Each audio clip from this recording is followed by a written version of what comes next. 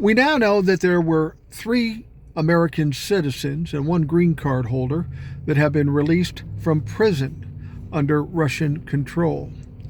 Joe Biden made an address at the White House today, and at that address he had some of the family members for some of these prisoners. It was a very touching moment. It was a very presidential moment. And what you have to understand about this deal, this took a lot of work. This took a true diplomat, something we didn't have under the Trump administration. Diplomacy wasn't a thing back then. But this took a lot of multitasking. This took a lot of diplomacy. This involved several branches of the American government.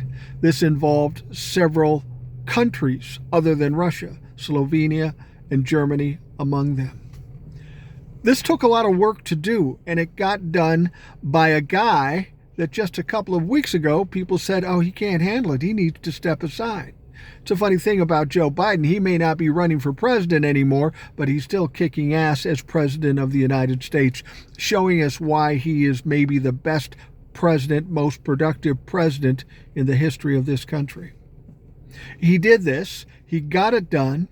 And this is a very impressive thing. This is a big fucking deal.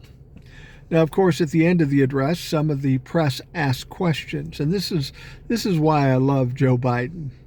They asked him questions. He answered the questions. And the last question, as he's walking away, somebody yelled out, Donald Trump says he could have got those prisoners released without giving anything up.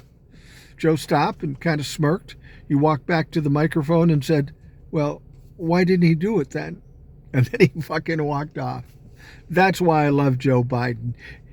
Joe Biden is as sharp as anybody could possibly be. He did the right thing for the country, and the country is reaping the benefits with Kamala Harris as now the nominee. But Joe Biden is still kicking ass as the president of these United States.